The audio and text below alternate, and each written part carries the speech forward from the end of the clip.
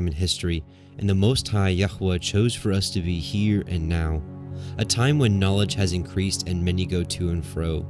We find ourselves in the time of the end according to the book of Daniel, and as we have seen, comes with both blessings and spiritual trials like no other. The book of Revelation, the field manual to the end times, tells us what to expect and how to prepare. What was obscured from the generations with parables and hidden understandings just waiting for these last days to be unsealed.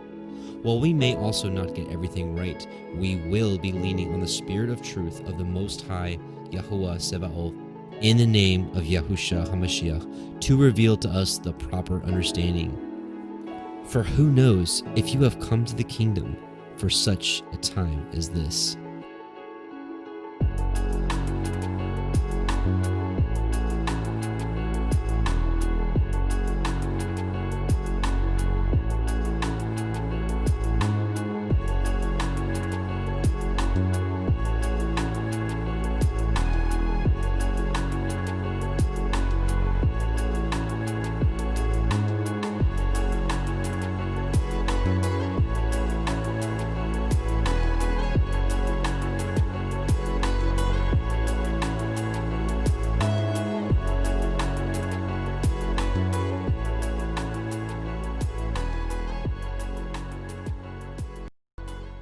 And Shabbat Shalom, and welcome back, brothers and sisters. Welcome to the Parable of the Vineyard YouTube live stream, Revelation line by line Decoded series. My name is Adam, your host, and I welcome you. Tonight is part 23 of our series, and we'll be reading and studying out Revelation chapter 16, which deals with the righteous judgment of Yahweh, or the bowls of Revelation, if you will. So lots to go over tonight. I say that every time, but it's true. We have a lot to go over, and so I'm really excited to dig in with you. So let's get started with a quick prayer, and we'll get right into it. So, Heavenly Father, Most High, we just come before you as just your children that love you, and we thank you so much for opening our eyes to your truth in these last days. We thank you so much for sending your Son, Messiah Yahusha, that we may have forgiveness of sins and be reconciled back to you. Abba, we pray that you bless this study, that you open our eyes and ears to the wondrous matters out of your whole word, and we just bless you and thank you. And if anybody happened to be stumbling upon this tonight that's new, pray that you open their eyes to your truth, that they may understand, hearken, and keep your ways. We love you, we bless you, and we sing you hallelujah. Amen. And all the people said, Amen. So, Shabbat Shalom. Have I said that? This is the best day of the week. This is our weekly appointment with the Most High. And for most of us, we grew up in a faith that said that the Sabbath was done away with, or that Messiah is our Sabbath and we just rest in him every day. But thank the Most High that he's opened our eyes to realize that the Sabbath is a delight, and the Sabbath is our weekly appointment with him, and what he says is a sign between him and us that he knows that we are his. So praise be to the Most High, and again, Shabbat Shalom to you. So let's get into it, and we got an awesome study at hand. All right.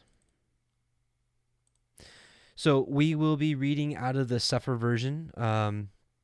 It is my preferred scriptures. This bad boy right here.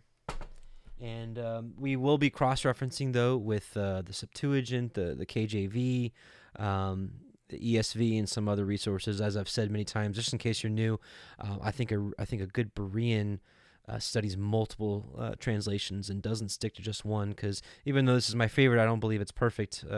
But nonetheless, that's what we'll be reading from tonight. So.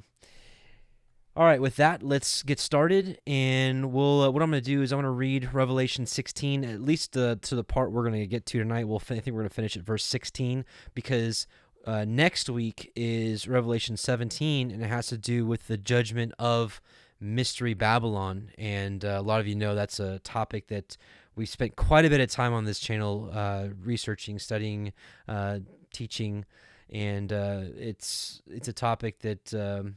I can't say that I'm fond of, because it's a Mr. Babylon's not a good thing, but it's something that I believe the Most High has put in my heart to study out very in depth. But anyways, what I'm getting at is the last few verses of chapter 16 kind of go into 17. So we'll just finish those next week. So let's read it. Revelation 16.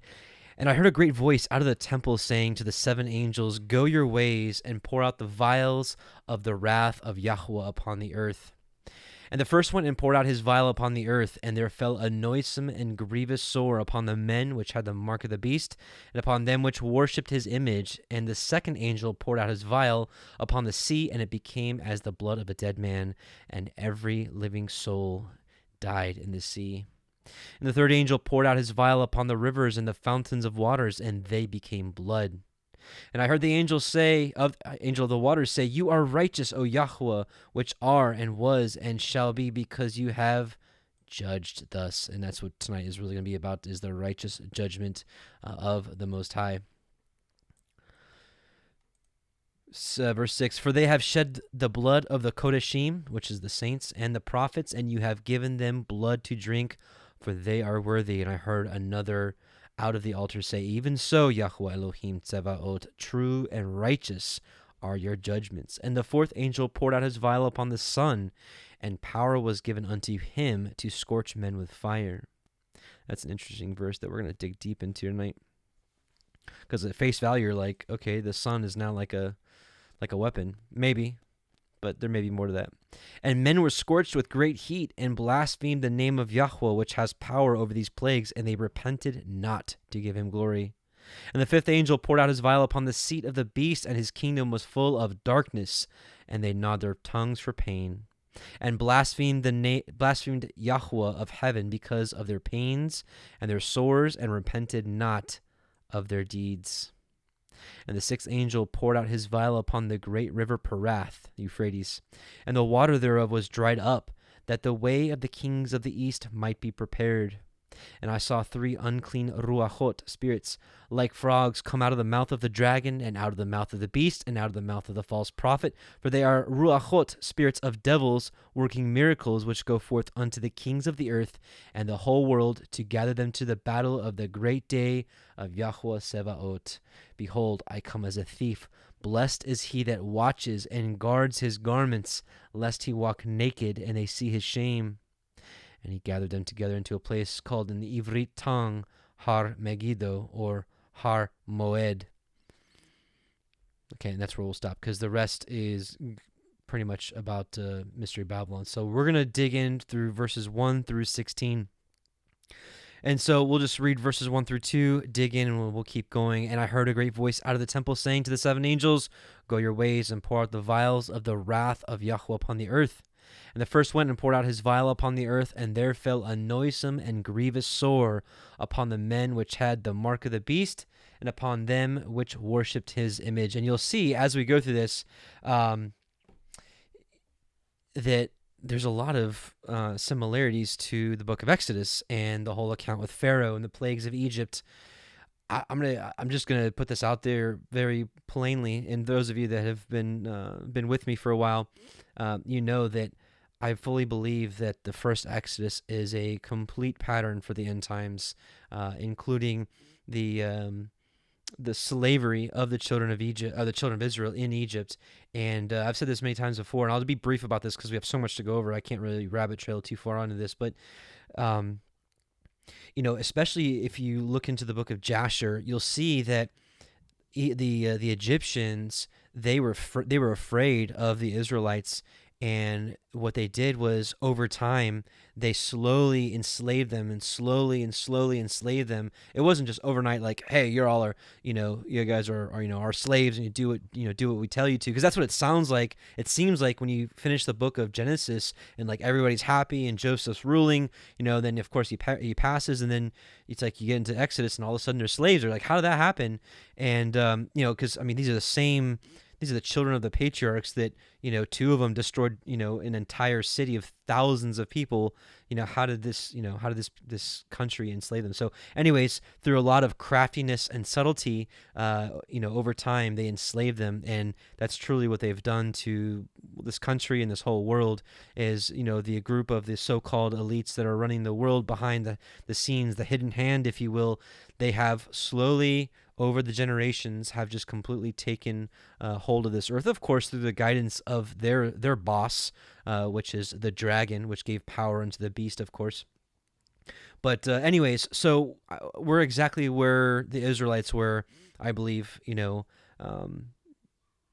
when they were in Egypt, and we're in spiritual Egypt, if you will. And they're not whipping us with chains, they're not whipping us with whips to go to work, but they don't have to do that anymore. They got a lot smarter with their tactics, and they enslave us with debt. I think probably 95% of the people that are listening to this right now are probably in some form of debt, because, well, even though maybe some of us haven't, accumulated any recent debt, maybe it's debt that's plagued us for, 10 years, 5 years, whatever it may be.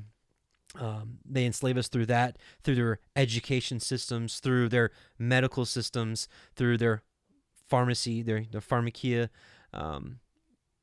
The list goes on. We can talk about this for 2 hours tonight, but a lot of, if you're probably listening to this broadcast, you probably have an idea of what's going on in the world and the type of slavery that's a little bit different than it was thousands of years ago, but the end result is still the end result. We're indebted to, or slave to at least the people on earth right now. In the spiritual, we're children of the Most High, and our being belongs to the Most High, and if we're found worthy, we'll be recorded amongst the living in New Jerusalem. But for the time being, we're just like the children of Israel were back in those days. So anyways, so we're going to see a lot of parallels with the book of Exodus tonight, with these bowls / plagues. So let's talk about the first one here that's mentioned in Revelation 16, which is the grievous sore. This is like the boil.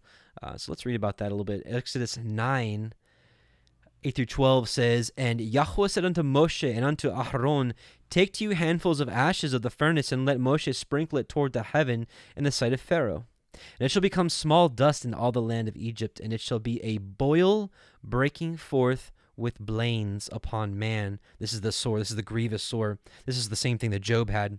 "And upon beasts throughout all the land of Egypt. And they took ashes of the furnace and stood before Pharaoh. And Moshe sprinkled it up toward heaven, and it became a boil breaking forth with blains upon man and upon beast.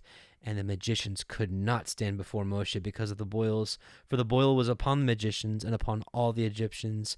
And Yahweh hardened the heart of Pharaoh, and he hearkened not unto them, as Yahweh had spoken unto Moshe." And then Pharaoh is really a foreshadow of the unrepentant people. We already read that they where was it? Right here. And which have power of these plagues, they repented not to give him glory. It's just a foreshadow of Pharaoh. These people are going to be seeing these things come upon the earth, and they're gonna, and that's really the big reason for Hollywood. Hollywood isn't just for our entertainment or even just for making money. It's a brilliant scheme. They're making money, and they're conditioning the people for how they want people to perceive the end times. Really, it's just Satan doing his job, which is to keep people away from the Most High and from his ways. And so if the people were to know the scriptures, when these things would go down, they would know what's going down, and they would repent and come back to him. But unfortunately, what they'll know is Independence Day and District 9 and Battle for Los Angeles, and all these movies that are really, brainwashing people to fit the narrative for when things happen in the skies and Yahusha comes down with New Jerusalem. It's going to be a fearful sight for people, and they're going to be conditioned to think that that's the aliens, and the aliens are terrorizing the people, and the people are going to hate Yahusha because they're not going to understand what's going on because, well, they've been given over to a great delusion. Deuteronomy 28:15, the whole chapter of Deuteronomy 28 is the blessings and the curses. The blessings for keeping the commandments, aka the Torah, and the curses for breaking them or not keeping them. Deuteronomy 28:15 says, "But it shall come to pass, if you will not hearken unto the voice of Yahweh thy Elohim, to observe to do all his commandments and his statutes, which I command you this day, that all these curses shall come upon you and overtake you." And we'll skip a few verses, and we'll get right to it. Verse 27, "And Yahweh will smite you with the botch of Egypt." And if you look up the Hebrew word here, it's the same thing as the boils. This means boil. Why they translate it as botch, I'm not sure, but it's the exact same thing. So he will smite you. So if you break his commandments, right? One of the curses for breaking the Torah is to be smitten with the botch of Egypt. It was so monumental what happened that this is what it's like. Its nickname was, the botch of Egypt, the boil of Egypt. And with the emerods and with the scab and with the itch whereof you cannot be healed. And then a little bit further in verse 35, Yahweh shall smite you in the knees and in the legs with a sore botch that cannot be healed from the sole of thy foot unto the top of thy head. Deuteronomy 7:7-15, Yahweh did not set his love upon you. Now, while this is talking about the Israelites back in the day, this absolutely has a connotation for us in these last days. The whole book of Deuteronomy does. Yahweh did not set his love upon you, nor choose you, because you were more in number than any people. Let me ask you a question. People that believe in the true Messiah, Yahusha, and that keep his Torah, are we numerous amongst the nations, or are we the fewest? Nor chose you because you were more in number than any people, for you were the fewest of all people, because Yahweh loved you, and because you would keep the oath which he had sworn unto your fathers, hath Yahweh brought you out with a mighty hand, and redeemed you out of the house of bondmen. When we were talking about the slavery already, again, it's a different type of slavery, but I assure you, brothers and sisters, until we're with the Most High, until we're living out Torah fully, we are not free. We're free in our spirit and where we're headed, but as for right now, we're sojourners in a foreign land. From the hand of the Pharaoh, king of Egypt, know therefore that Yahweh thy Elohim, he is Elohim, the faithful Elohim, which keepeth covenant and mercy with them that love him and keep his commandments. This is so easy. That's how you love the Most High. And repayeth them that hate them to their face, to destroy them. He will not be slack to him that hateth him. He will repay him to his face. So the very opposite of loving him is hating him, which is to not keep his commandments. Thou shalt therefore keep the commandments and the statutes and the judgments which I command you this day to do them. Wherefore it shall come to pass, if you hearken to these judgments or these right rulings, thanks, Brother Tobias, and keep and do them, that Yahweh thy Elohim shall keep unto thee the covenant and the mercy which he sware unto your fathers, which is an everlasting generation. It's an everlasting covenant, which means even now. And he will love you and bless you and multiply you. He will also bless the fruit of your womb and the fruit of your land and thy corn and thy wine and thy oil and the increase of thy kind and the flocks of sheep in the land which he swore unto the fathers to give you. And you shall be blessed above all people. There shall not be male or female barren among you or among your cattle. Now listen closely. This is why I'm bringing this up. And this shows you the difference between the people that have the mark, because again, this is what this is all talking about. Fell a noisome and grievous sore upon the men which had the mark of the beast, and upon them which worshipped his image. So here it's going to show you this is a further proof of what happens to those that have Yahweh's mark. And Yahweh will take away from all you from you all sickness, and will put none of the evil diseases of Egypt which thou knowest upon you, but will lay them upon all them that hate you. That's the very opposite of what happens to people that worship the beast and have his image or carry his mark. And what we'll find out here very quickly, those of you that may be new, this is where the mark of the beast comes from, but in the opposite context. This is the mark of the Most High. This is Deuteronomy 6:4-8. This is the Shema. It's Shema Yisrael, Yahuwah Eloheinu, Yahuwah Echad. It's Hero Israel, Yisrael. Yahuwah, our Elohim, is one. And you shall, this is what Messiah quoted as the greatest commandment. So we could therefore easily deduce that these scriptures have not been done away with. And it says, and you shall love Yahweh thy Elohim with all your heart and with all your soul and with all your might. And these words which I command you this day shall be in your heart. Right? So remember, people like to quote Jeremiah 31 where he says he'll put his law in our heart. That doesn't mean that he'll change our heart and now we can just follow our heart and just do what our heart desires. What that means is the promise was to give us of the Spirit, which is to lead us unto all of his righteous rulings. And these words which I command you this day shall be in your heart. This is what it means to have the Torah in your heart. And you shall teach them diligently unto your children, and shall talk of them when you sit in your house, and when you walk by the way, and when you lie down, when you rise up. And you shall bind them for a sign upon your hand, and they shall be as frontlets between your eyes. And I know some of you have probably heard this 100 times already from me, but this is it. This is the mark. This is what we're supposed to be striving for. This is our protection. It's our shield. It's our buckler. This is everything. If you reread Psalm 91, you'll see that the precursor to all the blessings and all the protection of Psalm 91 is what? It's the keeping of his Torah, which is our shield and our buckler.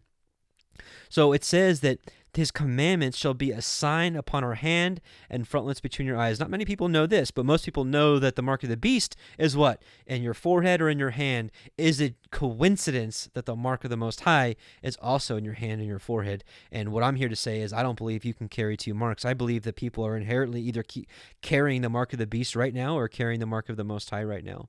And to carry the mark of the Most High, it means to keep his commandments and have faith in his Messiah, which truly is the Word. His Messiah is the Word, which is the Torah. It's the prophets. It's the writings. It's all of it. But let's take a look at the Hebrew word for sign, which is the Hebrew word ot. And you'll see here it's been defined as a sign or signal or a distinguishing mark. And let's look at a couple of the ways it was used. Genesis 4:15, a lot of you remember, it says here, therefore whoever slayeth Cain, vengeance shall be taken on him sevenfold, and Yahweh set a mark upon Cain. That's the same Hebrew word for sign. Anyways, there's a lot more, but just to take a look at it for yourself when you get some time. But this, quite frankly, this is probably the most important part of the whole teaching right here, because we can know everything about the book of Revelation. We can know, even though he says no man knows the day or the hour, let's say we even somehow figured it out if he allowed us to. It's like we can, play the guessing game of when he's coming back or fantasize about all that. Of course, we're supposed to watch and see his return coming. But if we're not ready, if we're a foolish virgin, it's going to be really bad.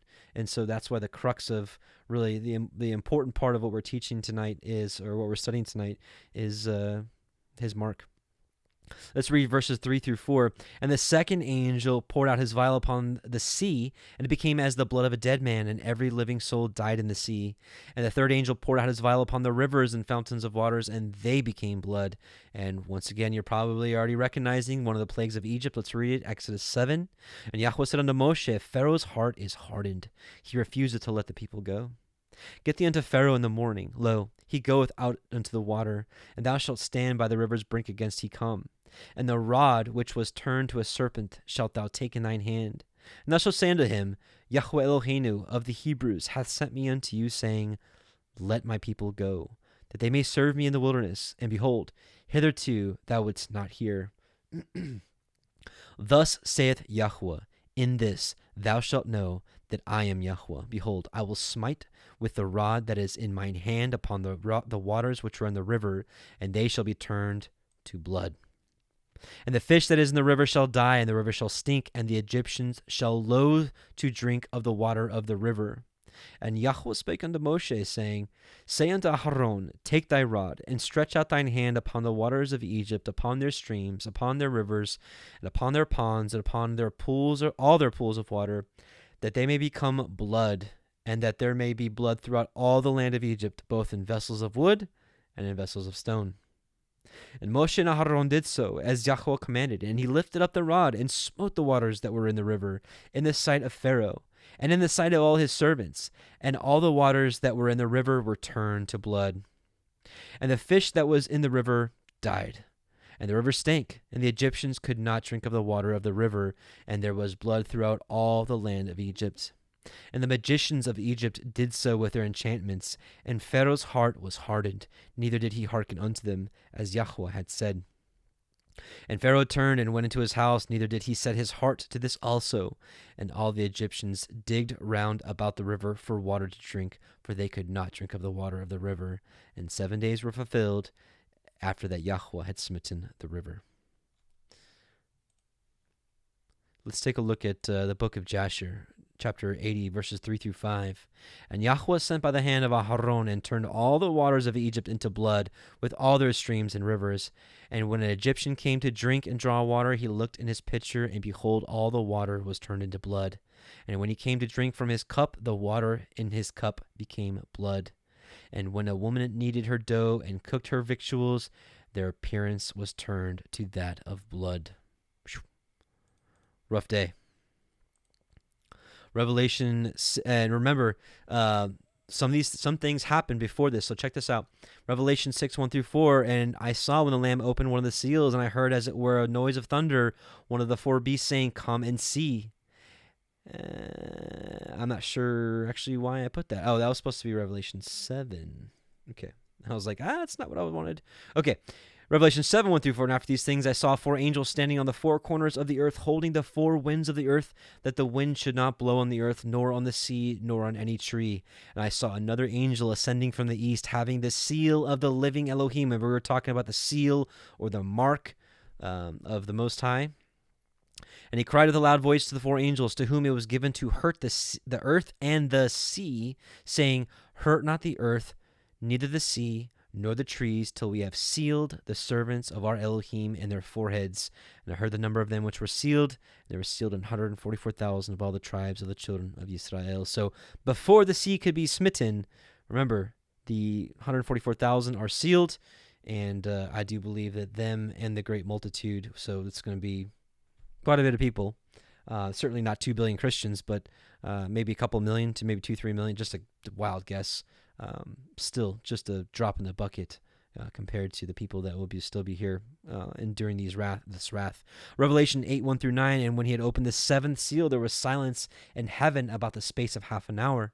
And I saw the seven angels which stood before Elohim, and to them was given 7 trumpets or shofars. And another angel came and stood at the altar, having a golden censer, and there was given unto him much incense, that he should offer it with the prayers of all saints upon the golden altar which was before the throne. And the smoke of the incense, which came with the prayers of the saints, ascended up before Elohim out of the angel's hand. Let us not forget this. Prayer has got to be our number one weapon right now against the enemy and his tactics, and we have got to pray for one another. And this is our sacrifices. And even if we've transgressed, you can pray to the Most High, and our prayers ascend up before Him as an offering or as an incense before Him. So let us not forget. We're actually going to talk about how we can pray for each other at the end of this stream. So make sure you stay till the end with the announcements. And the angel took the censer and filled it with the fire of the altar and cast it into the earth. And there were voices and thunderings and lightnings and an earthquake. And the 7 angels which had the 7 shofars prepared themselves to sound. And the first angel sounded, and there followed hail and fire mingled with blood. And they were cast upon the earth, and the third part of the trees was burnt up, and all green grass was burnt up. And the second angel sounded, as it were a great mountain burning with fire. Burning with fire was cast into the sea, and the third part of the sea became blood. Right, so we're talking about the waters turning to blood. The third part of the creatures which were in the sea had life, died, and the third part of the ships were destroyed. So the reason I bring this up is we can deduce, since at least it would be reasonable to think that because in this part it said that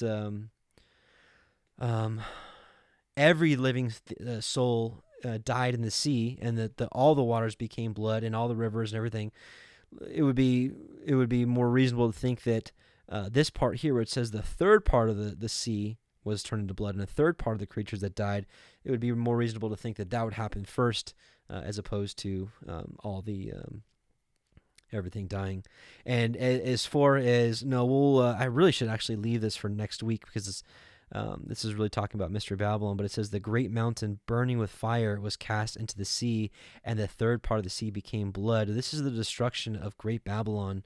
Let's see. Let's just skip here so we don't take any of the thunder from next week.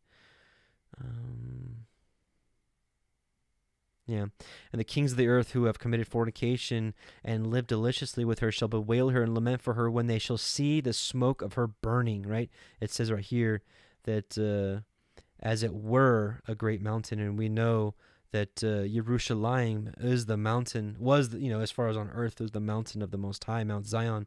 And it says, as it were a great mountain burning with fire. And it's no wonder that here we see Mystery Babylon burning with fire. Let's see. Here we go. Therefore shall her plagues come in one day, death and mourning and famine, and she shall be utterly burned with fire. For strong is Yahweh Eloheinu who judgeth her. And Yeah, we'll save this for next week. Yeah, here. And cried when they saw the smoke of her burning, saying, what city is like unto this great city? It's Jerusalem. It's always been Jerusalem. Jerusalem has always been the woman that has gone astray from him. We'll talk more about this. Yeah. Just in case you're new and you're like, this guy's crazy, Mystery Babylon is the Catholic Church, or Mystery Babylon is America, or Mystery Babylon is London, or Mystery Babylon is the Muslim Caliphate. It says right here also, just to show you, where is it? Here we go. Reward her even as she rewarded you, and double unto her double according to her works, and the cup which she had filled to her double. And that comes from Ezekiel 23, I believe, which was the prophecy that Jerusalem would not only drink her own cup of wrath, but also drink the cup of Samaria. That's why it's a double cup filled. Isaiah 42-4, speak ye comfortably to Jerusalem, and cry unto her that her warfare is accomplished, that her iniquity is pardoned, for she hath received of Yahweh's hand double for all her sins. The voice of him that crieth in the wilderness, prepare ye the way of Yahweh, make straight in the desert a highway for Elohim. Every valley shall be exalted, and every mountain and hill shall be made low. It's no wonder that it said earlier that he saw as it were a mountain burning with fire cast into the sea. And so every valley shall be exalted, and every mountain and hill shall be made low, and the crooked shall be made straight, and the rough places plain. All alluding to Jerusalem. All right, verse 5, and I heard the angel of the waters say, you are righteous, O Yahweh, which are and was and shall be, because you have judged thus. Righteous are his judgments. We studied this last week, Revelation 15:1-3, and I saw another sign in heaven, great and marvelous, 7 angels having the 7 last plagues, for in them is filled up the wrath of Elohim. And I saw as it were a sea of glass mingled with fire. We talked about this, how Enoch saw this. And them that had gotten the victory over the beast, and over his image, and over his mark, and over the number of his name, stand on the sea of glass, having the harps of Elohim.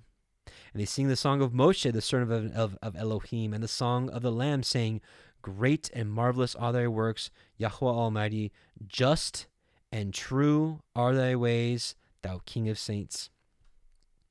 Revelation 19:1-5, and after these things I heard a great voice of much people in heaven saying, hallelujah, salvation and glory and honor and power unto Yahweh our Elohim, for true and righteous are his judgments, for he has judged the great whore, which did corrupt the earth with her fornication, and hath avenged the blood of his servants at her hand.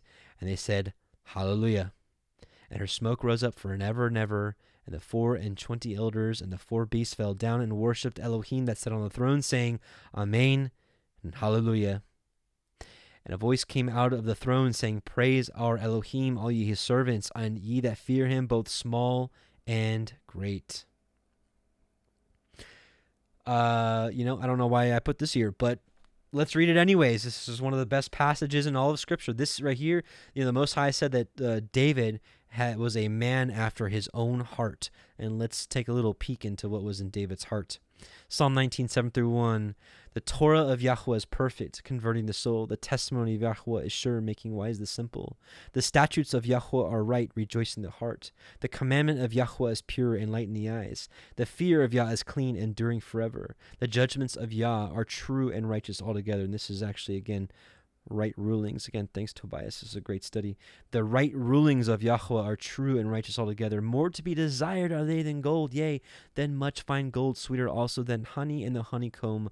Moreover, by them is thy servant warned, and in keeping of them there is great reward. And the heart of this right here is way more important than, really, quite frankly, anything that we can learn scripturally, other than the Messiah was the Messiah prophesied. He was the prophet spoken about in Deuteronomy 18 that was to come. He was the prophet like Moshe. Outside of that, keeping the commandments, brothers and sisters, is everything. This is the treasure chest. Everything that we've learned to come to this point has brought us to this moment right here.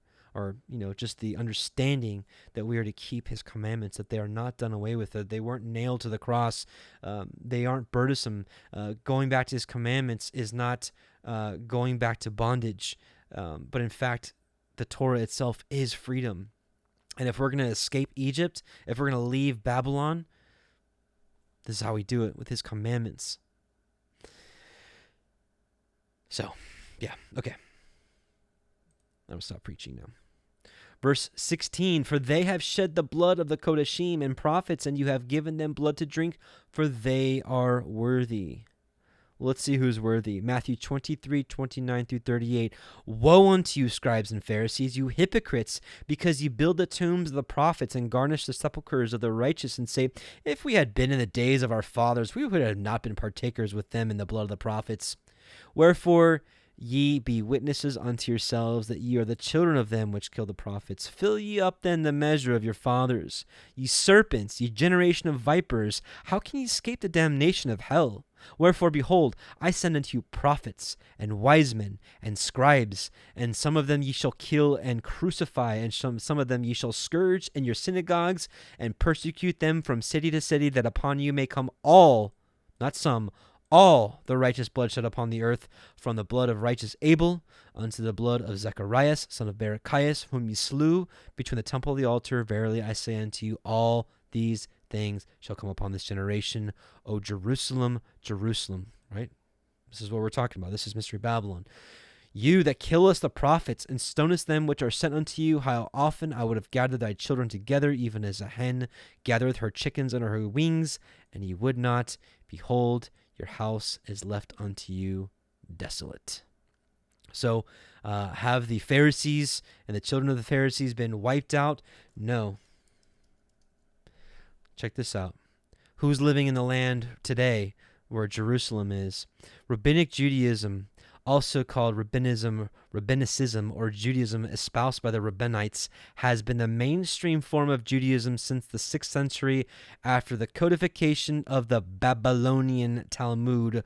What? Growing out of Pharisaic Judaism, Rabbinic Judaism is based on the belief that... Okay, we'll just keep going. Anyways, so current modern-day Rabbinic Judaism, which, yes, I came out of myself, praise Yah, is the standard over there. And there is a major prophecy that entire area is going to be annihilated. And that's going to be the true and righteous judgment of Yahweh. And I also believe that is going to be the crux that Satan uses to gather the world together against this outside threat, which is going to be New Jerusalem and Yahushua HaMashiach coming back. It's one of the big reasons why a lot of the narratives have happened the way they did, starting from the First World War, actually starting in the late 1800s with political Zionism and the First World War, the Second World War. All of that, quite frankly, was in order to assemble the League of Nations, which became the United Nations, the formation of the political state of Israel, which, quite frankly, it's from Yah for that to happen. Even Revelation 17:17 says, which we'll talk about next week, says that Yahweh puts in the minds of these sick people to bring about, to fulfill his will and to give their kingdoms unto the beast so that his will may be done. This is there was a prophecy that in the last days, it's also in Ezekiel, I think it's also 23 as well, that he would gather the remnant of this evil people that have rejected him, that have stoned his prophets, that rejected his Messiah, all of it, that he would gather them in the last days and he would melt them in the midst of Jerusalem. And I believe that's what's going to happen sometime in the near future.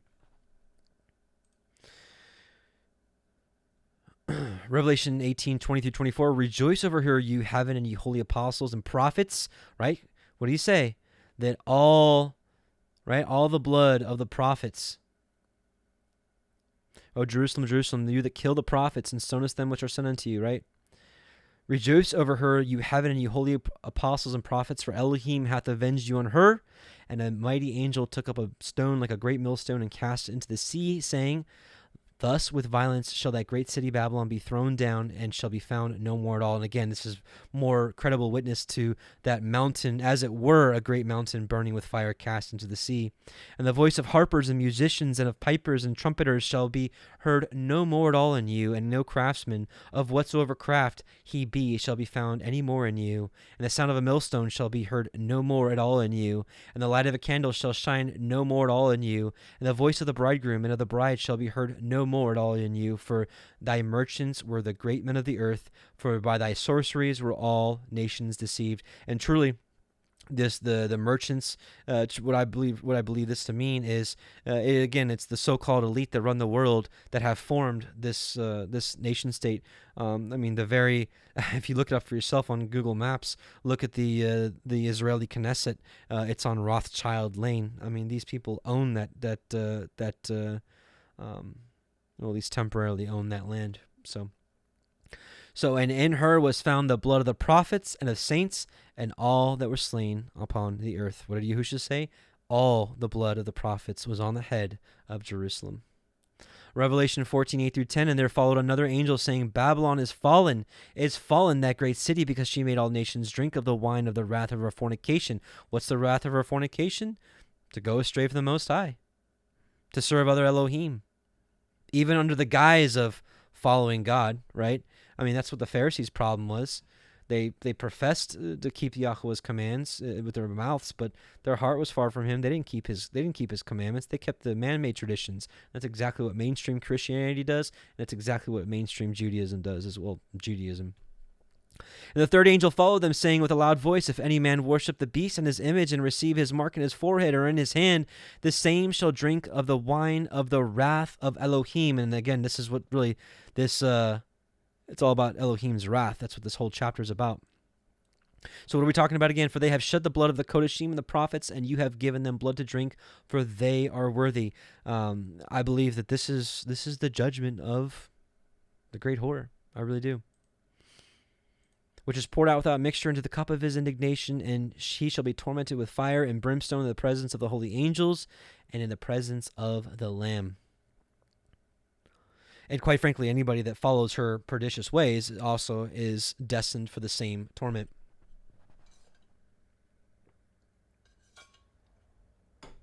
By the way, in preparation for next week, because I actually am kind of stealing some of my thunder from for next week. So if you want to brush up a little bit on where I'm at with this, there's a little playlist here called Mark of the Beast / Mystery Babylon.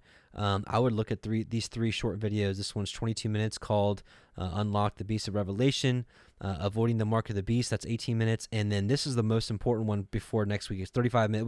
We might even do movie night next week. I might even play this. There's so much I packed in here in 35 minutes. It's called Mystery Babylon, the Mother of Harlots and Abominations. But if you want to do some study ahead, you can catch up really quickly.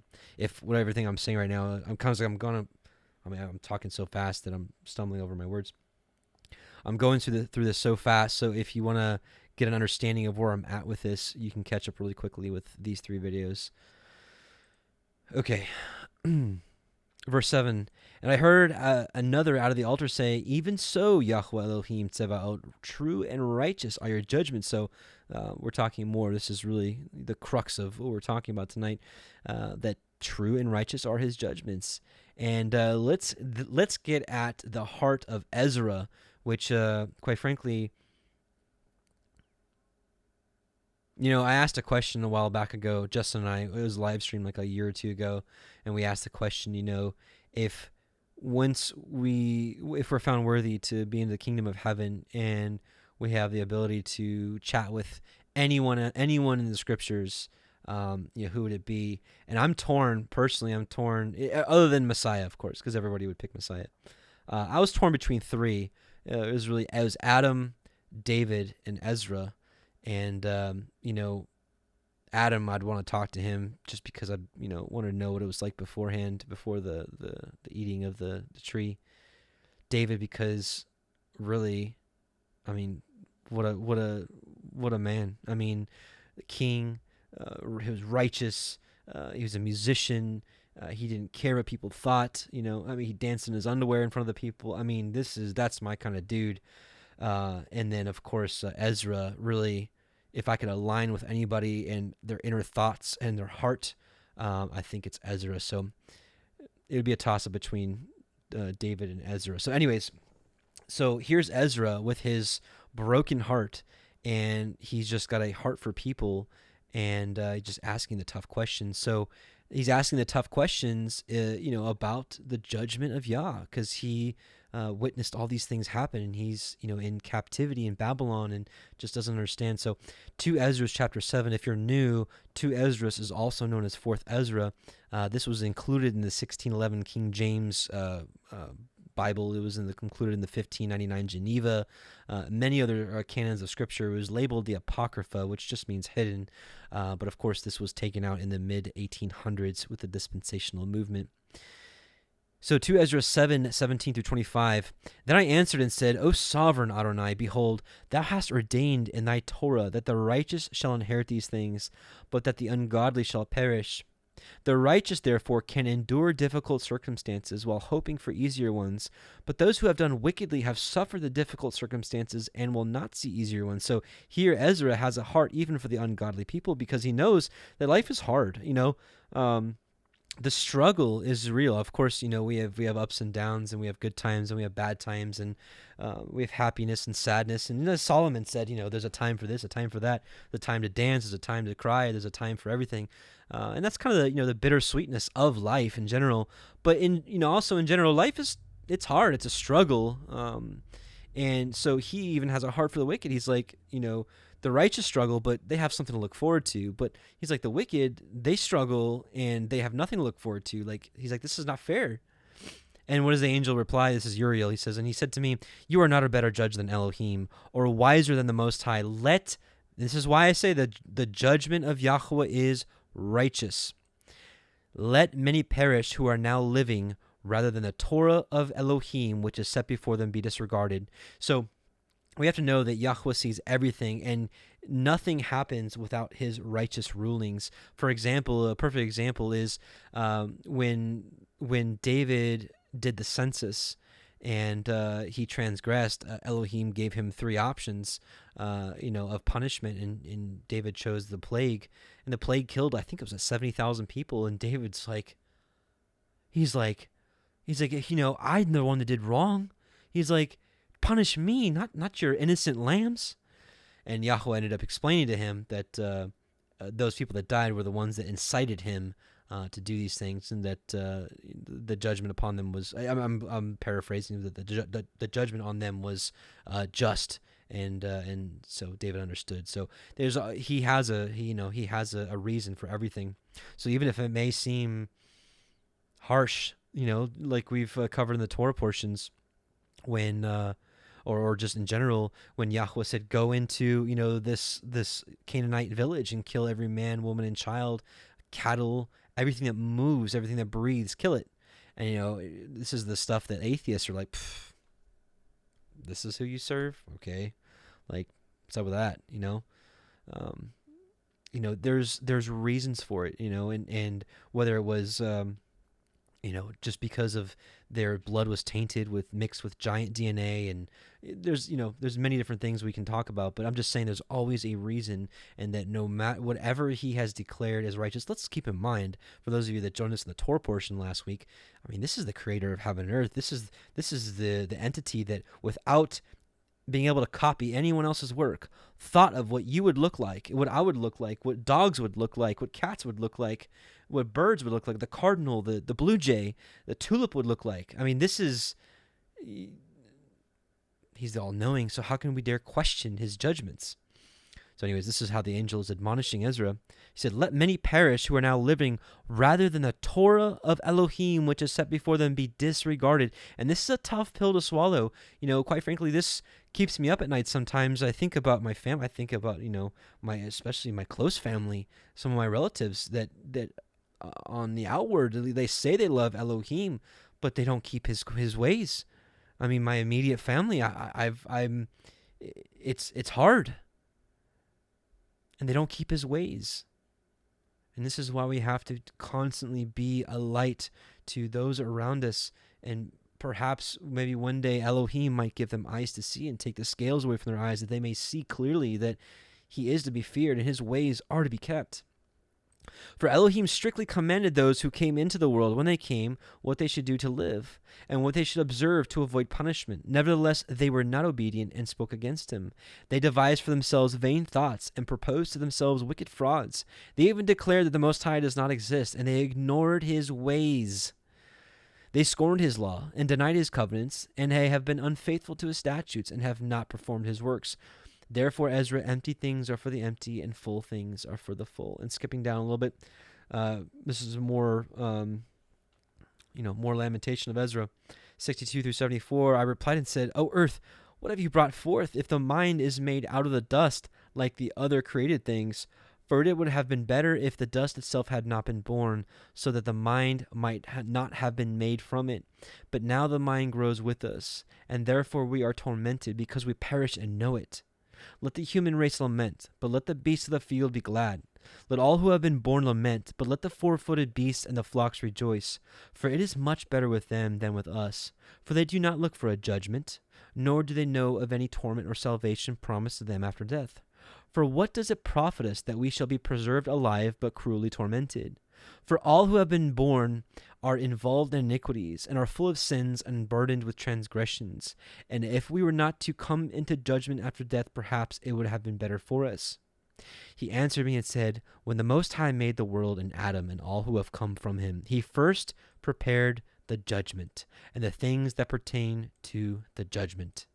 And now understand from your own words, for you have said that the mind grows with us. For this reason, therefore, those who dwell on earth shall be tormented, because though they had understanding, they committed iniquity, lawlessness, Torahlessness.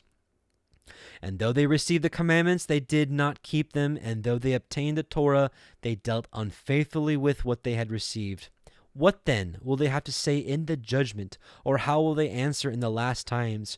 For how long the time is that the Most High has been patient with those who inhabit the world, and not for their sake, but because of the times which he has foreordained.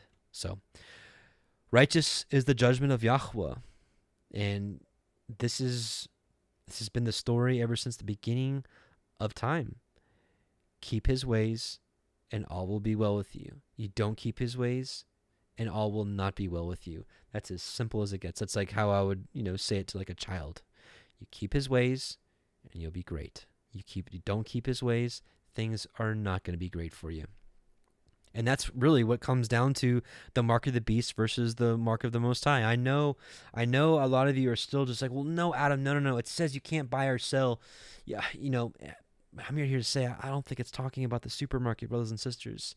Messiah Yahusha in chapter 3 of Revelation says, I counsel you to buy of me gold tried in the fire, that you mayest be rich, and white raiment, that thou mayest be clothed, and thy nakedness do not appear.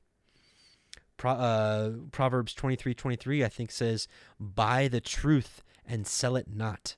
And that's all these kind of terms we're talking about now go right into the parable of the wise virgins, right? Go to them that buy and sell, right? Any case. All right, let's keep going. Verses 8 through 9. And the fourth angel poured out his vial upon the sun, and power was given unto him to scorch men with fire. This is a fun little study.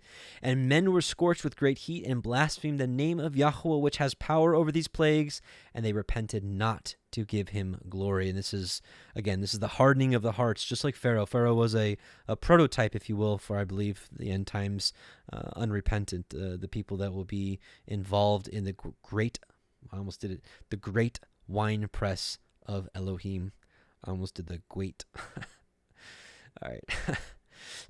So back to verse 8. And the fourth angel poured out his vial upon the sun, and power was given unto him, scorch men with fire. So this is one of two things. This is either literally the sun becomes like a weapon. It's like, pew-pewing like fire beams, coming down and like zapping people, which is totally possible. I'm not, that is definitely not a mocking tone for me.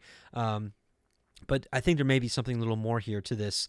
I think if we dig a little further into what this sun might be symbolizing, I think we may have an answer here. This is kind of a long rabbit trail, but it is what it is. It's kind of a fun little study. Revelation 8, 12 through 13. And the fourth angel sounded, and the third part of the sun was smitten, and the third part of the moon, and the third part of the stars, so as the third part of them was darkened, and the day shone not for a third part of it, and the night likewise. And this is kind of a little side piece. trumpets. This is just showing that, the trumpets, the bowls, they have a lot of similarities. We went through this when we actually went through the 7 trumpets, the 7 shofars. And I beheld and heard an angel fly through the midst of heaven, saying with a loud voice, Woe, woe, woe to the inhabitants of the earth by reason of the other voices of the trumpet of the 3 angels which are yet to sound. Revelation 19:11-21, and I saw heaven opened, and behold a white horse, and he that sat upon him was called Faithful and True, and in righteousness he doth judge and make war. His eyes were a flame of fire, and on his head were many crowns, and he had a name written that no man knew but he himself. And he was clothed with a vesture dipped in blood, and his name is called the Word of Elohim. And the armies which were in heaven followed up him upon white horses, clothed in fine linen, white and clean. And out of his mouth goeth a sharp sword, that with it he should smite the nations, and he shall rule them with a rod of iron. And we're talking about the righteousness of the judgment of Yah. We know that the word of Elohim is as a double-edged sword. Right, so out of his mouth goes a sharp sword. So either he literally has like a sword, like he's like riding on a horse with a sword coming out of his mouth, or it's, talking in similitude or a parabolic form that, he's going forth with the Torah to judge the nations. He shall rule them with a rod of iron, and treadeth the winepress of the fierceness of the wrath of the Almighty Elohim. And he hath on his vesture and on his thigh a name written, King of Kings and Adonai of Adonim. And I saw an angel standing in the sun, and he cried with a loud voice, saying so this angel is either standing literally in the sun, or this is the start of the kind of parable I want to show you. And I saw an angel standing in the sun, and he cried with a loud voice, saying to all the fowls that fly in the midst of heaven, Come and gather yourselves together unto the supper of the great Elohim, that you may eat the flesh of kings, and the flesh of captains, and the flesh of mighty men, and the flesh of horses, and the flesh of them that sit on them, and the flesh of all men, both free and bond, both small and great. And I saw the beast and the kings of the earth and their armies gathered together to make war against him that sat on the horse and against his army. And the beast was taken, and with him the false prophet that wrought miracles before him, with which he deceived them that had received the mark of the beast and them that worshipped his image. These both were cast alive into a lake of fire burning with brimstone. And the remnant were slain with the sword of him that sat upon the horse, which sword proceedeth out of his mouth, and all the fowls were filled with their flesh. Let's keep going. So let's talk more about this symbology of the sun. Revelation 1:16, and he had in his right hand 7 stars, and out of his mouth went a sharp 2-edged sword, and his countenance was as the sun shineth in his strength. So we see that Messiah, Yahusha, is likened as to the brightness of the sun. Matthew 13:43, then shall the righteous shine forth as the sun in the kingdom of their Father. Who has ears to hear, let him hear. So Messiah is likened to the brightness of the sun.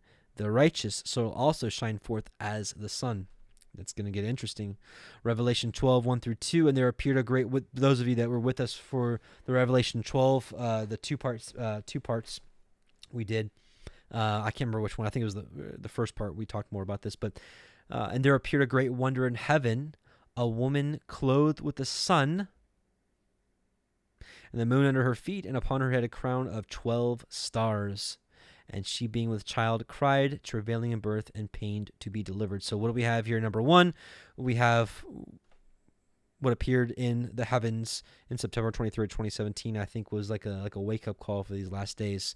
Some of you may know what I'm talking about. But what do we actually talk about here? I believe the woman is New Jerusalem, period. And it says that she's clothed with the sun, and on top of her head a crown of 12 stars. So here you've got, I believe, symbology of New Jerusalem, Messiah, and of course the 144,000 in great multitude, with the 12 stars being the 12 tribes of Israel, being those that were sealed and were seated with him on Mount Zion. And she brought forth a man-child, who was to rule all nations with a rod of iron, and her child was caught up unto Elohim and to his throne. And we also know through multiple scriptures, I didn't include it in this one, but the throne of Elohim is set in New Jerusalem, and heaven comes down to earth. Revelation 2:25-27, speaking about the man-child who is to rule all nations. A lot of people say that this is Messiah. I I'm here to say that this is the child. This is the 144,000.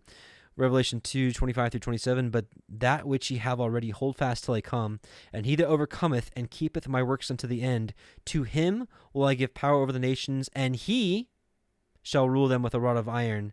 As the vessels of a potter shall they be broken to shivers. That's Psalm 2.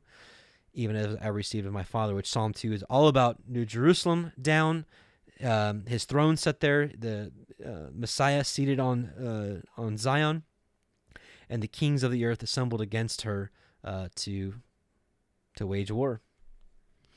1 Peter 4:13-14.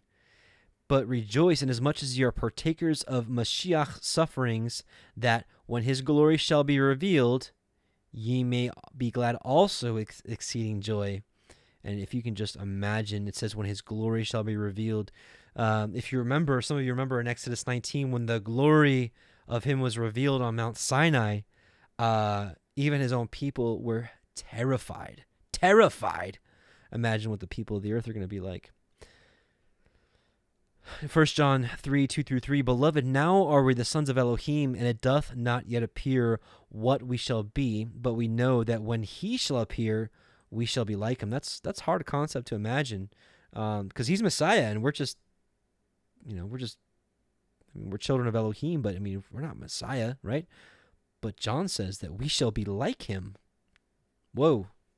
For we shall see him as he is, and every man that hath this hope in himself does not do anything but just sits around and says, I have faith, and does no commandments. No, that's not what it says. It says, every man that has this hope in him purifieth himself, even as he is pure. Revelation 21:6-8. And he said unto me, it is done. I am Alpha and Omega, the beginning and the end. I will give unto him that is athirst of the fountain of water of life freely. He that overcometh shall inherit all things, and I will be his Elohim, and he shall be my son. Right? Messiah is the son of Elohim. We shall be like him, if we're worthy. But the fearful and unbelieving and the abominable and the murderers and the whoremongers and sorcerers and idolaters and all liars, so commandment breakers, shall have their part in the lake which burneth with fire and brimstone, which is the second death. Malachi 4:1-4. This might give some new meaning to a verse that was always kind of, huh? For behold, so speaking about maybe a symbology of the Son for being Messiah, or even his righteous with him.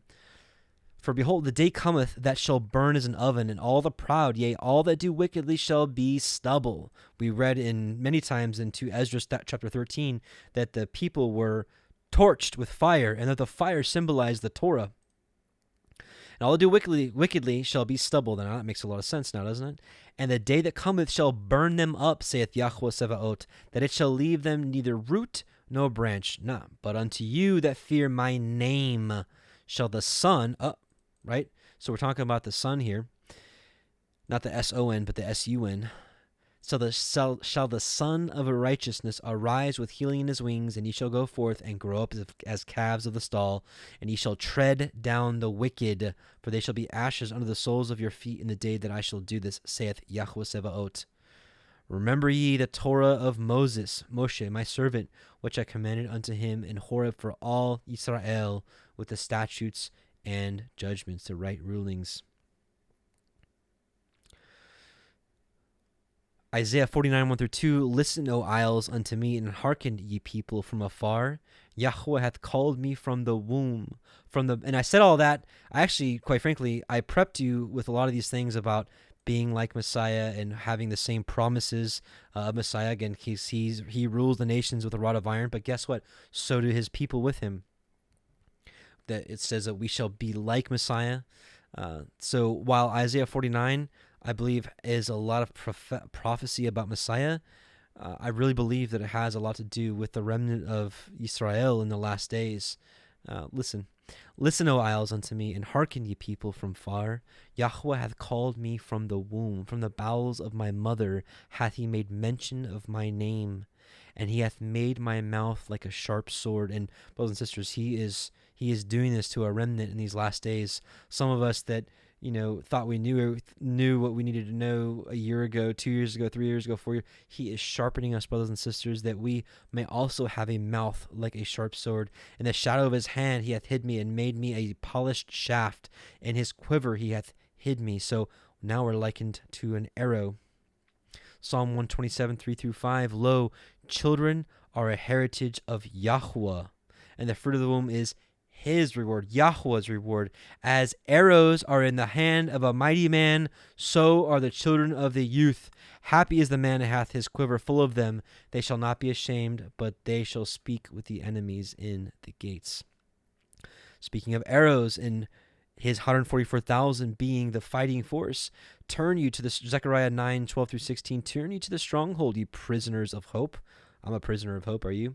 Even today do I declare that I will render double unto you when I have bent Judah for me, filled. Yeah, prisoner of hope. Yeah, that's a good thing. Okay, yeah, okay. I just want to make sure that wasn't.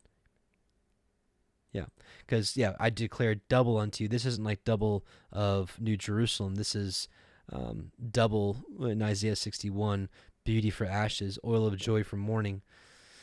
When I have bent Judah for me, filled the bow with Ephraim, and raised up thy sons, O Zion, against thy sons, O Greece, and made thee as the sword of a mighty man, and Yahweh shall be seen over them, and his arrow shall go forth as the lightning, and Yahweh shall blow the shofar, and shall go with the whirlwinds of the south. Yahweh Sebaot shall defend them.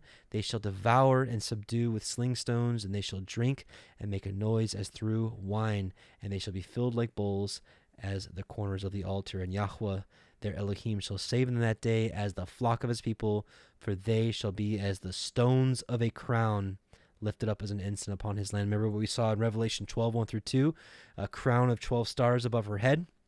So again, what I'm alluding to is this sun that we're referencing here. So let's get back to what we're actually talking about. The fourth angel poured out his vial on the sun, and power was given unto him to scorch men with fire. Some of you remember this from Revelation 11, one of the promises of the two witnesses, which we'll talk about in a second. But a couple things. So it says right here that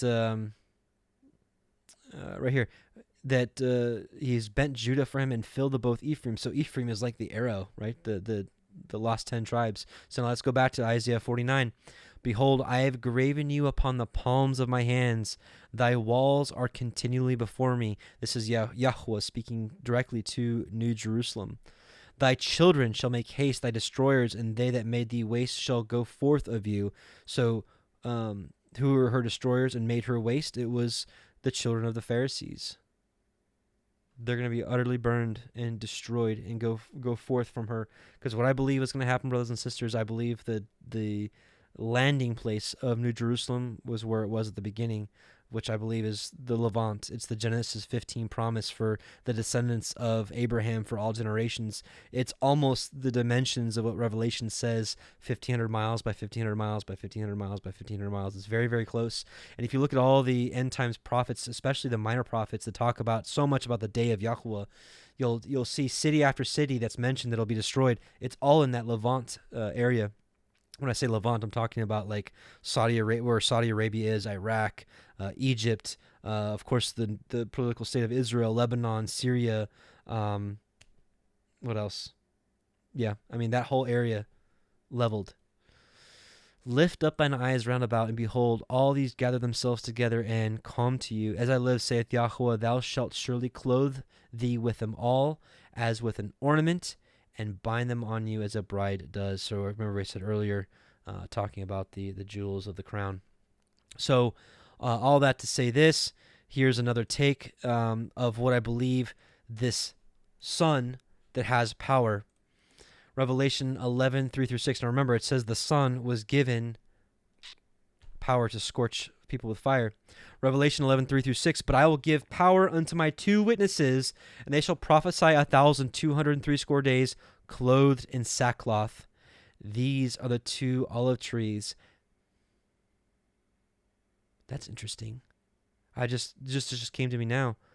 Okay, so remember how it says that the sun will be clothed in sackcloth, right? So, and if we're likening the sun to either Yahusha and or Yahusha and his people, his remnant, his two witnesses as 144,000, which I think are synonymous, quite frankly. Listen to this. So, they shall prophesy 1,260 days clothed in sackcloth. Now that could be literal. They could literally be clothed in like sackcloth garments, and that's obviously true. But thinking of this, maybe that what we're leaning towards here it says in Revelation that the sun was clothed in sackcloth. It's interesting. Because sackcloth, think about this literally. If the sun was clothed with sackcloth, sackcloth is very porous. There's lots of holes in it. It's not like that wouldn't be a total eclipse. It wouldn't be like total darkness. A lot of light would still shine through a sack. If you've ever seen a sackcloth garment, it's pretty holy, if you will. No pun intended. But well, maybe pun intended. But anyways, so if you get what I'm saying here, so this sun that gets power to scorch people with fire, I'm just going to say it outright. I believe it's actually talking about the remnant, his people, the two witnesses here. We'll see right here. These are the two olive trees and the two candlesticks standing before the Elohim of the earth. And if you haven't seen the earlier, we're on part 23 now. I think it was part 1 and 2. We talked a lot about the two witnesses, and at this point, I'm led to believe that the two witnesses are the two houses of Israel, the northern tribes, the southern tribes. We also likened it to the kings and priests. Those are the two offices that were anointed with oil. That goes back to Zechariah 4. Too long of a study to go back into it, but I fully believe that the house of Israel, the remnant, will be operating with the spirit of Elijah and the spirit of either Enoch or Moshe. I'm not exactly sure. Maybe it's Moses and Elijah, because these prophets are the ones that are able to do these plagues. And Enoch isn't known for bringing down plagues, but Moshe is, and Elijah is. So just like we saw with John the Baptist, he was the fulfillment of Elijah, right? Messiah said Elijah has come already, but they did so whatsoever they listed with him, and it said they knew that he spoke of John the Baptist. So that's our prototype, if you will, for what the witnesses will look like. It'll be a spirit they'll be operating with. And if any man will hurt them, the witnesses, fire proceedeth out of their mouths and devoureth their enemies. So now we're getting to the core of this.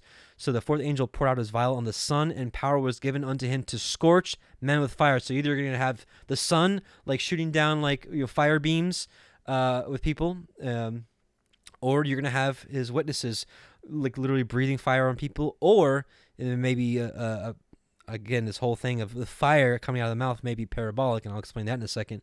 If any man will hurt them, fire proceedeth out of their mouths and devoureth their enemies. For if any man would hurt them, thus must he be killed. These have power to shut heaven, that it rain not in the days of their prophesying, Elijah, and have power over waters to turn them to blood, Moshe, and to smite the earth with all manner of plagues, and as often as they will, Moses. So here could be the symbology, Jeremiah 5:14. This is the word of Yah speaking to him, saying, "Wherefore thus saith Yahweh Sebaot, because you speak such words, behold, I will put my words into thy mouth like a fire, and this people shall be as wood, and it shall devour them." And we know that Jeremiah didn't go around literally breathing fire on people, but that the Torah itself is fire. And so when he was reproving the people, he was devouring them as a fire would devour wood. So in the last days, it could be a spiritual connotation, or it could be literal. I don't know. So as far as also as, fire coming down and devouring people, Elijah did it. 2 Kings 1:8-10, and they said unto him, he was an hairy man, and girded with a girdle of leather about his loins, just like John the Baptist. Then said he, it is Elijah the Tishbite. Therefore the king sent unto him a captain over 50 with his 50 men, who went up unto him. For behold, he sat on the top of a mountain, and he said unto him, O man of Elohim, the king hath commanded that you come down. But Elijah answered and said to the captain over the 50, if that I be a man of Elohim, let fire come down from heaven and devour thee and thy 50. So fire came down from heaven and devoured him and his 50. Gone. See ya. Could be literal. Very well could be. All right. So let's keep going.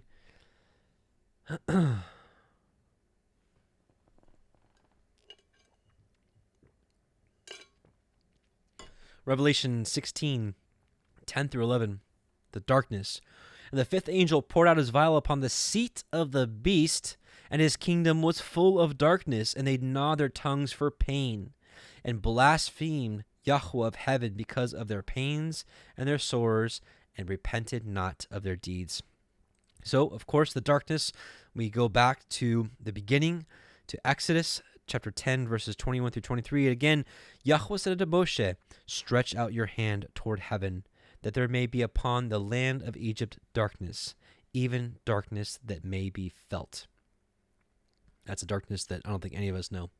Then Moshe stretched forth his hand toward heaven, and there was a black darkness in all the land of Egypt 3 days.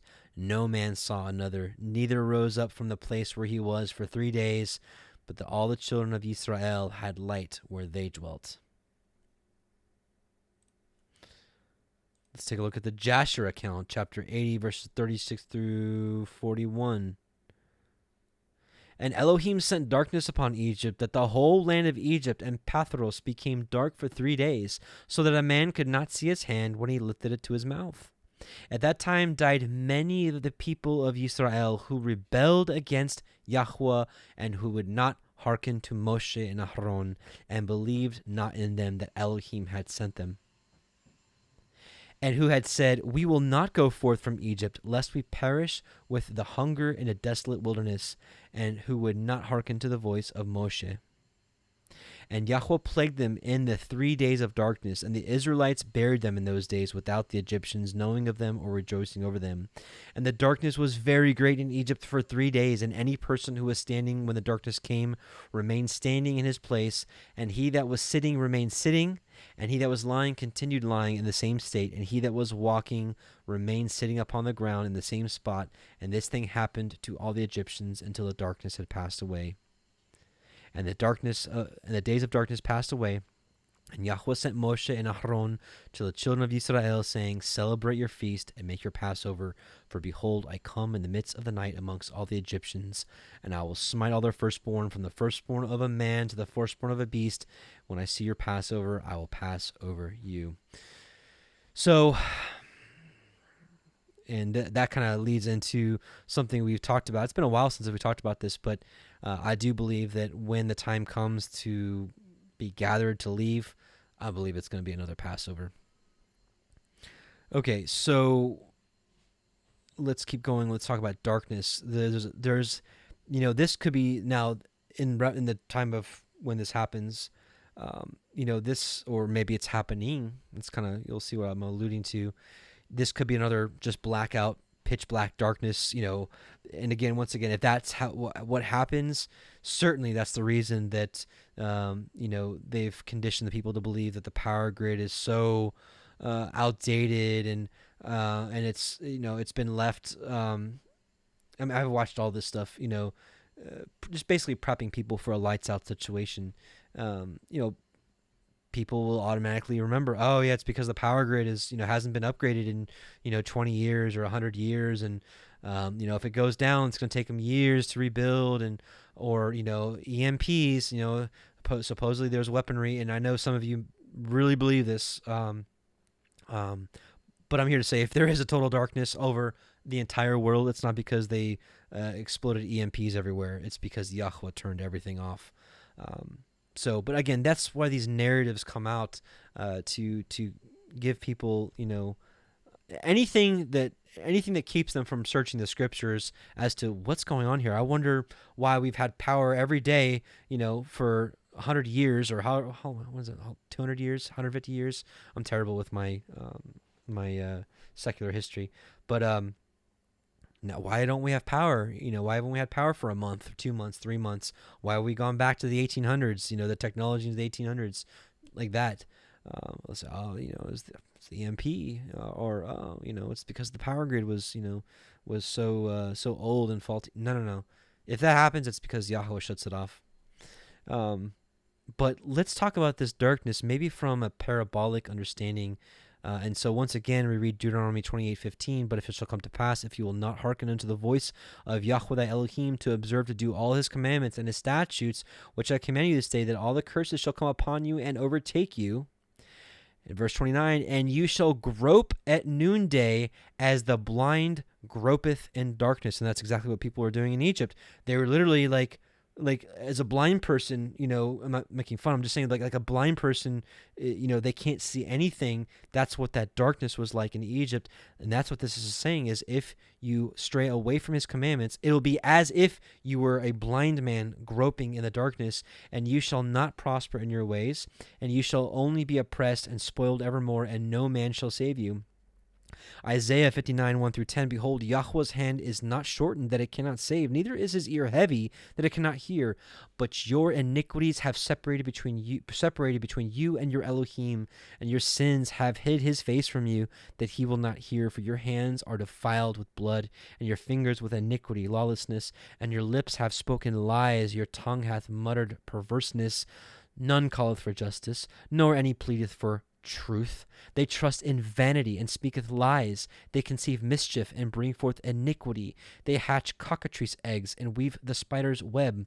He that eateth of their eggs dieth, and that which is crushed breaketh out into a viper. It's like a generational thing. It's like a step-by-step thing. Their webs shall not become garments, neither shall they cover themselves with their works. Their works are works of iniquity, lawlessness, and the act of violence is in their hands. Their feet run to evil, and they make haste to shed innocent blood. Their thoughts are thoughts of iniquity. Wasting and destruction are in their paths. And quite frankly, this is the greater part of the earth right now. The way of peace, another synonym for the Torah. The way of the Torah, the way of peace, they know not. There is no judgment in their goings. They have made them crooked paths, because we know that the Torah is the straight and narrow path. Whosoever goeth therein shall not know peace. Shalom. Therefore is judgment far from us, neither doth justice overtake us. We wait for light, but behold obscurity. For brightness, but we walk in darkness. This is talking about a people that do not hearken to his Torah. So again, what I'm talking about here, what I'm getting at is the kingdom of the beast, to which all the people of the world worship. Again, those that do not bear the mark of the Most High, but bear the mark of the beast, they will be part of the beast's kingdom. And it says that the seed of the beast in his kingdom was full of darkness. Again, this could be a total lights out situation, but I'm going over another possibility here, which is that they're just filled with Torahlessness. We grope for the wall like the blind, and we grope as if we had no eyes. We stumble at noonday as in the night. We are on desolate places as dead men. Isaiah 8:16, bind up the testimony, seal the law, the Torah among my disciples. Maybe this has something to do with the 144,000 and the sealing in their foreheads. Isaiah 8:20-22, to the Torah and to the testimony, if they speak not according to this word, it is because there is no light in them. The Hebrew word Torah, part of the root word of it is or. Or is light. The Torah is light. And they shall pass through it, hardly bested and hungry, and it shall come to pass that when they shall be hungry, they shall fret themselves and curse their king and their Elohim and look upward, and they shall look unto the earth and behold trouble and darkness, dimness of anguish, and they shall be driven to darkness. This is, I believe, really, truly what the heart of Revelation is getting at, when the seed of the beast and his kingdom shall be full of darkness. Proverbs 6:23 plainly says it. For this is the parable of the wise and foolish virgins language here. For the commandment is a lamp, and the Torah is light. They had no oil for the light to burn. Right. So it says right here plainly that the Torah is light. Matthew 6:22-23, the light of the body is the eye. If therefore thy eye be single, thy whole body shall be full of light. And for an eye to be single, it's like a Hebrew idiom or just an old saying that if your eye is single, you're walking the straight path. You're not walking in crooked ways. You're not going this way or that way. You're not going to the left hand or the right hand, but straight ahead. If thy eye be single, thy whole body shall be full of light. Torah. But if thine eye be evil, which is the opposite, because we know that the Torah is what lets us know if we are actually doing good or doing evil. But if thine eye be evil, thy whole body shall be full of darkness. If therefore the light that is in you be darkness, how great is that darkness, right? So it's talking about kingdom full of darkness. Matthew 5:14 through 18, you are the light of the world. A city that is set on an hill cannot be hid. Neither do men light a candle and put it under a bushel, but on a candlestick, and it giveth light unto all that are in the house. Now he's explaining why we're the light. Let your light so shine before men that they may see your good works. And how do we even know what good works are? By the Torah, and glorify your Father which is in heaven. Now, you're supposed to let your Torah keeping be shown publicly, except for one thing. He did specifically say your alms giving. When you give to somebody, make it private, especially those of you that are on social media and you got the GoFundMes and you got the Facebook fundraisers and stuff. Choose the option to go anonymous. Do your alms in secret. Don't let people know what you're doing with that. But it says your other stuff, let people know. You show people around you that you're keeping the Shabbat, that you're keeping the feast, the commandments, the joy that's within you for doing these things. We can talk about that for a long time. But so he's saying, let your light shine for men that they may see your good works and glorify your Father which is in heaven. As soon as he is done talking about this light and you're the light and light shining in you, what does he say? Think not that I am come to destroy the Torah or the prophets. I am not come to destroy, but to fulfill.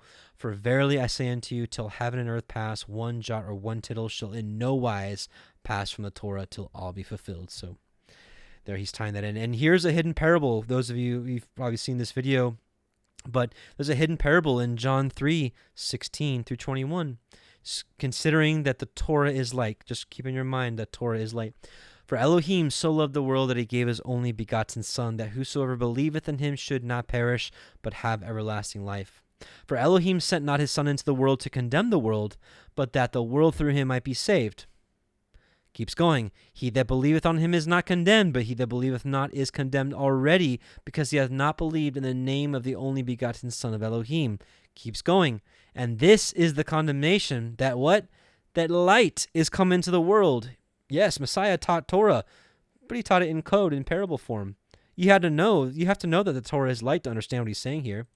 And this is the condemnation, that Torah, that light, is come into the world, and men loved darkness rather than light, rather than the Torah. They loved darkness, which, again, the kingdom of the beast was full of darkness. It was full of iniquity, full of lawlessness, full of perversion, full of promiscuous deeds, wickedness, lasciviousness, homosexuality,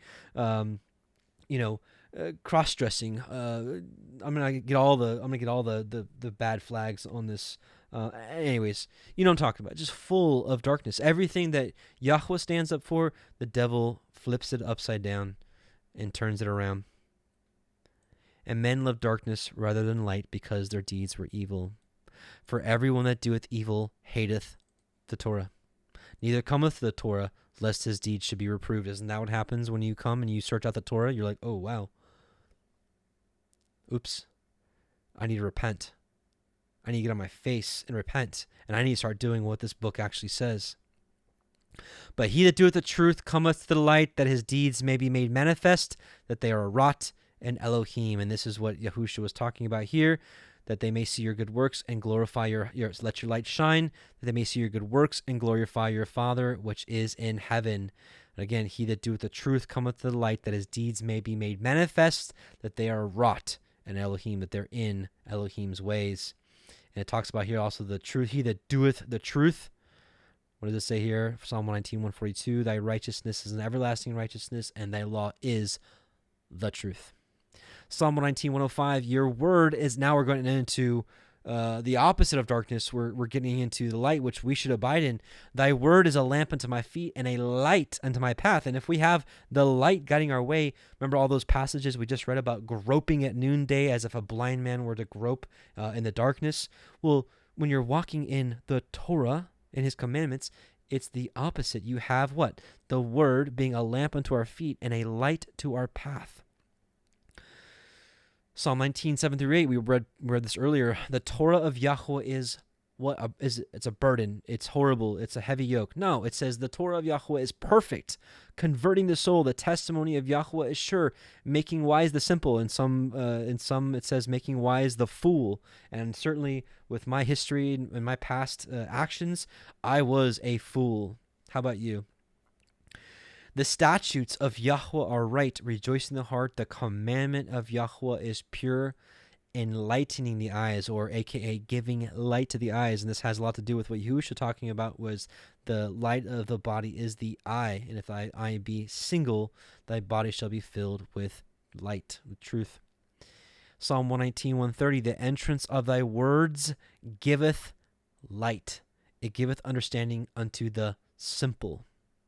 Psalm 43:3, O send out thy light and thy truth, both words that are used interchangeably with Torah.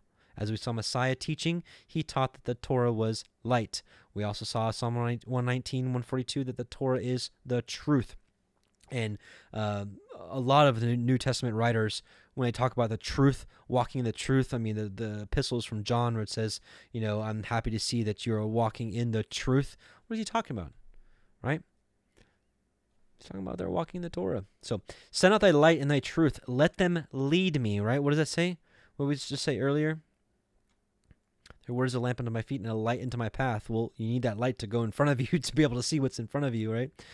Send out thy light and thy truth. Let them lead me. Let them bring me unto thy holy hill and to thy tabernacles. This is everything we've been talking about for months now. Quite frankly, what's on my mind a lot is what's ahead of us.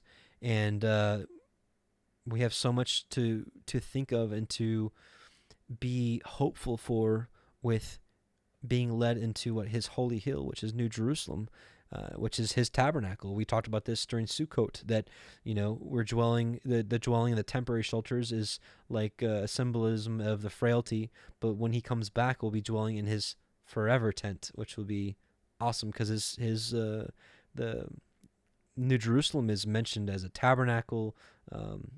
It's mentioned as a tabernacle. So again, what does it say? So, send out thy light and thy truth. Let them lead me. Let them bring me unto thy holy hill, into thy tabernacles. Isaiah confirms this. Second witness, that the Torah is what brings us into New Jerusalem. In that day shall be sung this song in the land of Yehudah. We have a strong city. Salvation will Elohim appoint for walls and bulwarks. Open ye the gates of New Jerusalem, that the righteous nation which keepeth the truth, the Torah, may enter in. So praise the Most High for his righteous rulings. Let's keep going here. Oh no, this is gonna be a long one. Okay. Enoch 62, and thus Yahweh commanded the kings and the mighty and the exalted and those who dwell on the earth, and said, open your eyes and lift up your horns. So we're talking again about the kingdom full of darkness, and nod their tongues for pain. So they've got a lot of agony with this darkness. Open your eyes and lift up your horns if you're able to recognize the elect one. And Yahweh Sebaot seated him on the throne of his glory. Such a messianic prophecy here. So you got the Father seated him, his Son, on the throne. And the spirit of righteousness was poured out upon him, and the word of his mouth slays all the sinners. We were talking about this earlier. And all the unrighteous are destroyed before his face. And there shall stand up in that day all the kings and the mighty and the exalted and those who hold the earth. And they shall see and recognize how he sits on the throne of his glory, and righteousness is judged before him. So the theme of tonight is righteous is the judgment of Elohim. And no lying word is spoken before him. Then shall pain come upon them as on a woman in travail, and she has pain in bringing forth, when her child enters the mouth of the womb, and she has pain in bringing forth. And one portion of them shall look on the other, and they shall be terrified, and they shall be downcast of countenance, and pain shall seize them when they see that Son of Man sitting on the throne of his glory. And the kings and the mighty and all those who possess the earth shall bless and glorify and extol him who rules all over, who was hidden. For from the beginning the Son of Man was hidden, and the Most High preserved him in the presence of his might, and revealed him to the elect. And the congregation of the elect and holy shall be sown, and all the elect shall stand before him on that day. And all the kings and the mighty and the exalted and those who rule the earth shall fall down before him on their faces, and worship and set their hope upon that Son of Man, and petition him and supplicate for mercy at his hands. Nevertheless, that Yahweh Sebaot will so press them that they shall hastily go forth from his presence, and their faces shall be filled with shame, and darkness grow deeper on their faces. So again, this is what we're connecting here, their kingdom of the beast full of darkness. And he will deliver them to the angels for punishment, to execute vengeance on them, because they've oppressed his children and his elect. That's exactly what we're reading right here. So we see the darkness and punishment. So what do we see here? Angel poured out his vial on the seat of the beast, and his kingdom was full of darkness, and they gnawed their tongues for pain. Did they gnaw their tongues for pain because they were happy and had joy, or because they had the plagues and the torment coming at them? So it's exactly what they have, to execute vengeance on them, because they've oppressed his children and his elect. And they shall be a spectacle for the righteous and for his elect, and they shall rejoice over them, because the wrath of Yahweh Sebaot resteth upon them, and his sword is drunk with their blood. And the righteous and elect shall be saved on that day, and they shall never thenceforward see the face of the sinners and unrighteous. And Yahweh Sebaot will abide over them, and with that Son of Man shall they eat and lie down and rise up forever and ever. And the righteous and elect shall have risen from the earth and ceased to be of downcast countenance, and they shall have been clothed with garments of glory, and these shall be the garments of life from Yahweh Sebaot, and your garments shall not grow old, and your glory pass away before Yahweh Sebaot. I don't know about you, brothers and sisters, but if there's anything I'm shooting for in this world, I want to be part of this army. I want to go into Jerusalem. I want to have these garments. And you know how we do that? By having faith, being faithful, right? Because we'll learn here in a little bit that the just shall live by his faithfulness, as Habakkuk 2:2 is properly quoted. Chapter 63. In those days shall the mighty and the kings and who possess the earth implore him to grant them a little respite from his angels of punishment, to whom they were delivered, that they might fall down and worship before Yahweh Sebaot, and confess their sins before him. And they shall bless and glorify Yahweh Sebaot, and say, Blessed is Yahweh Sebaot, and the Yahweh of kings, and Yahweh the mighty, and Yahweh of the rich, and Yahweh of the glory, and Yahweh of wisdom, and splendid in every secret thing, and thy power from generation to generation, and thy glory forever and ever. You know what? I'm going to skip this. Here, I'm going to skip down a little bit. And now we long for a little rest, but find it not. We follow hard upon and obtain it not. And light has vanished from before us, and darkness is our dwelling place forever and ever. So again, we're talking about the seed of the beast and his kingdom full of darkness, and they gnawed their tongues for pain. Darkness is our dwelling place forever and ever, for we have not believed before him, nor glorified the name of Yahweh Sabaoth, nor glorified our Adonai. But our hope was in the scepter of our kingdom and in our glory. Again, poured out his vial upon the seed of the beast, and his kingdom was full of darkness. Since this is the whole chapter is literally almost point by point. And in the day of our suffering and tribulation, he saves us not, and we find no respite for confession, that Yahweh is true in all his works and his judgments and his justice, and his judgments have no respect of persons. And we pass away from before his face on account of our works, and all our sins are reckoned up in righteousness. And after that, their faces shall be filled with darkness and shame before that Son of Man, and they shall be driven from his presence, and the sword shall abide before his face in their midst. Thus spake Yahweh Sabaoth, this is the ordinance and judgment with respect to the mighty, and the kings, and the exalted, and those who possess the earth before Yahweh Sabaoth. So don't even worry about the people that run this world anymore, the so-called elite families, or the politicians, or the Illuminati, or whoever run this world. So what? Listen, they got something coming their way that you can't even imagine. They'll get theirs. Praise be to Yahweh. Righteous is the judgment of Elohim. And just thinking of darkness, we just remember the parable of the seed, right? Messiah likened the word, likened to his seed, likened to a little seed that goes in the ground and it springs up, and some get choked up by the cares of the world. Some Satan comes and swoops off right away. Some have a little bit of persecution, and they fall away immediately because of it. But some take root and grow up. And we all know that, even if we may not be all gardeners, we know the basics. What the seed needs, what soil, ground to go into, and we are the ground, right? At least the seed is sown within us, and it first grows in the darkness, and then when it comes into the light, and it needs water and it needs light. And we know that the Torah is likened unto the light.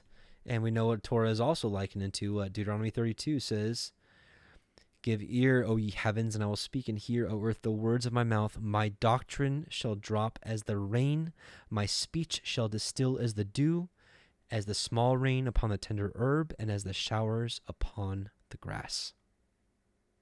So, you need light, need water, and you need good ground. So are you good ground? And are you going to abide in the light? And are you going to receive his rain?